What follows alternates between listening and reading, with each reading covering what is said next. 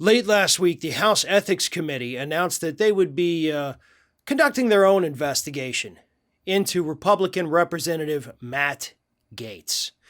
Now, we already know Matt Gaetz is obviously the subject of a Department of Justice investigation. Don't know if he's the target, but we definitely know he is the subject, meaning he is mentioned in an investigation. And as more and more information has come out over the past 2 weeks, because this scandal is only 2 weeks old, we've learned a lot more. And yes, Matt Gaetz, as Joel Greenberg's attorney tells us, should be very concerned. I mean, almost to the point of soiling himself, basically. So now the House of Representatives says, hold up now. We want in on the action. I mean, after all, some of the things that he's alleged to have done here in the halls of Congress, that would be criminal activity. You see, you can't disseminate naked photos of women that you've allegedly slept with in our chambers here. So we're gonna have to investigate that. You can't come to work here in Congress all hopped up on goofballs or whatever drugs it is you're taking. So we're gonna have to investigate that as well.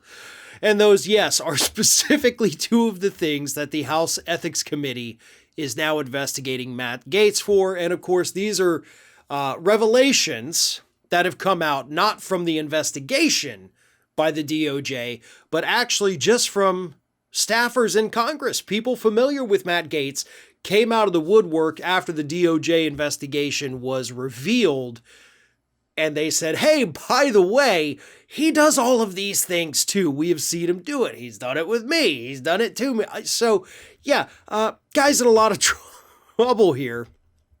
And there is really nobody more deserving of this right now. Matt Gaetz has been an absolute jackass since the day he walked into Congress. But, I mean, technically, if we're being honest, guy's been a jackass his whole life.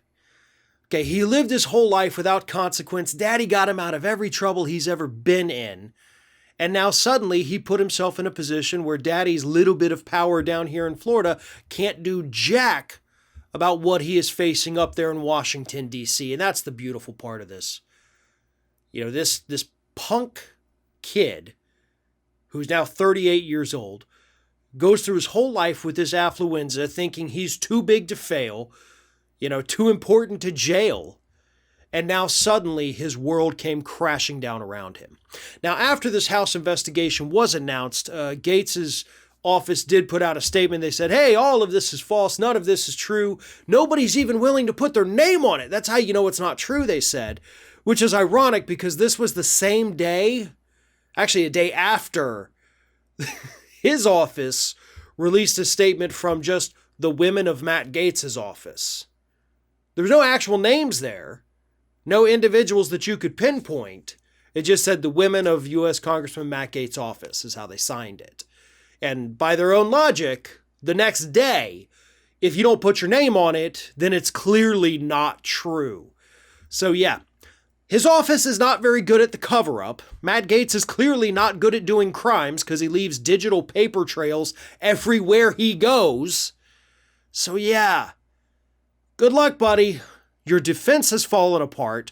The Republican Party has completely abandoned you, and you have absolutely nothing left.